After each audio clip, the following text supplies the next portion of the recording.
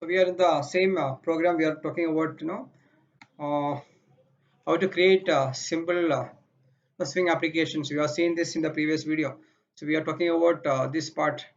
So this is to add label on the container, and which is going to set visible, which is equal to true. I'll tell you what it is. And we have this is our main method string args.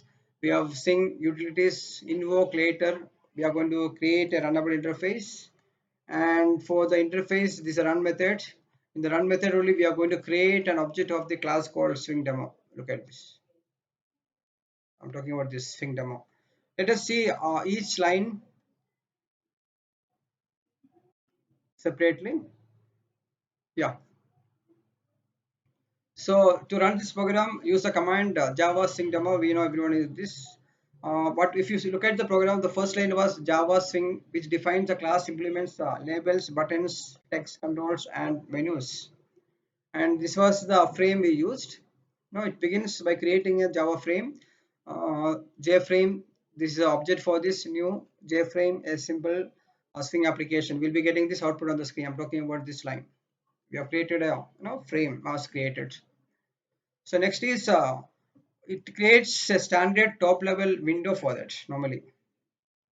When I do this, which is going to create a top level window with this, which is having a minimize button, which is having a maximize button, and even which have close button. This is a menu for this. So I repeat, when I give this window will be created with this statement, and three buttons by default, which is going to create because every window is having this. Let us see what is the next statement does. If you look at the statement, or if you look at your program, this was the second thing in that your program, which is going to set size. So set size, which is width and height. So when at top level, this is the meaning for that.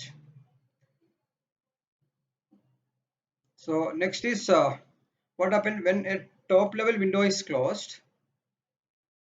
The window is removed from the screen, but application is not terminated. I'm talking about the previous.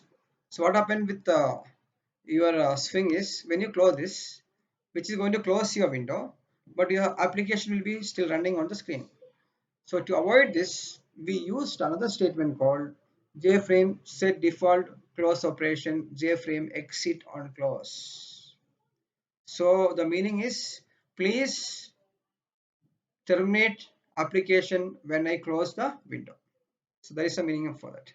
We have another three cases with this. One is dispose on close. We have a hide on close. We have a do nothing on close. When I close the window, nothing it will do. It will never terminate. Or we can which can hide or which can dispose on close. These are three different parameters we can use with this exit on close. We can replace exit on close. Next is we have J level. So I'm going to give swing means powerful GUIs. So this is a label. We have seen what was a frame. Then we are going to what is the label I have to put inside this frame. So I'm just making use of J level. J level is it a container or is it a component? Is a component. So this is a component. I'm going to make it. And what I do is I use a method called add to add this label on my container. So look at this statement. J frame is an object of the frame. Add is a method, and this is what my object of the J level. So object reference. So all top level containers have a content pane in which components are stored. So components will be stored in this. So we are going to store all the components in this.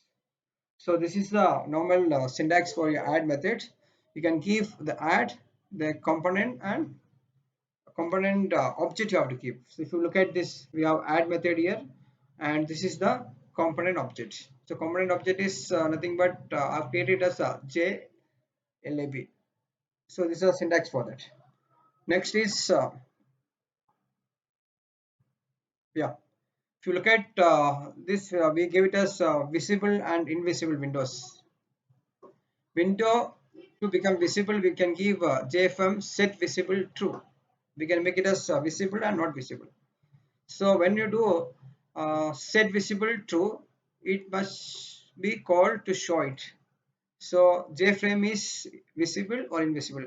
So you have to explicitly make it as visible. Otherwise, even if you add certain labels to the windows, that is going to remain invisible. So this is mandatory. You have to make use of this, because by default it is framed in such a way that even if you add certain components to the frame, which is going to remain invisible. So set visible is equal to true must be called to show it. Next is we have a few things called swing utilities. If you see your programs, the last topics, last few lines, one is swing utilities dot invoke later new runnable, and we have a run method, and this is the object I've created for my class. So the sequence causes a swing demo object to be created on the event dispatching thread rather than on the main thread of applications. So guys, please remember uh, this this is event driven. So what happened is your object cannot be created on your main thread. So you have to create a separate thread. We call it as event dispatching thread. To create event dispatching thread, this is a syntax. You have to call a class called swing utilities, and invoke later is a method which is going to do it. Why? Because swing programs are event driven. As I told, this is again event driven. When a user interacts with a component, an event is generated. When I click on some button on the screen, an event is generated. An event is passed to an application by calling an event handler. So whenever an event is created, which will be passed to an event handler defined by the applications, because application is going to define the event handler. But the handler is executed on the event dispatching thread provided by Swing and not on the main thread of the application. So please remember this. So this what you call handlers event handlers are done or executed on event dispatching thread. For this purpose we have to create a separate thread to deal with these events. For that we have to create event dispatching thread rather than main thread of applications, and this is a procedure to create that. Let us see how this is done or what it says. It says a main cannot directly instantiate a sync demo object. Instead, it must create a runnable object that executes on the event dispatching thread and have this object create the GUI. So what happens? A runnable object is going to create a GUI for you. Your main method cannot do it. So please remember this. And this is having three different methods. So it says to enable GUI code to be created on the event dispatching thread, you must use one of the two methods that are defined by the Swing utilities. Swing has used two methods. One is invoke later. Look at this invoke later you have, and we have invoke and wait methods. So invoke later and invoke later of little difference. So which is the second one is going to throw an no exception. So invoke later returns immediately. Invoke and waits until an object is returned. So please remember this invoke later, even though the meaning says the statement says invoke later, which returns immediately, but invoke and wait is going to wait for the object to return. So you can use one of these methods to call a method that constructs the GUI for your Swing applications. So your main method cannot create a GUI for this. Please remember this. For this purpose, we are using the previous two lines. So please look at this. So hereafter in every program we'll be using this. I'm talking about these statements. So this is all about your program. When you execute this, you'll be getting the output like this. Swing means powerful GUIs. So this is all about creation of your first Swing. I hope you understood this.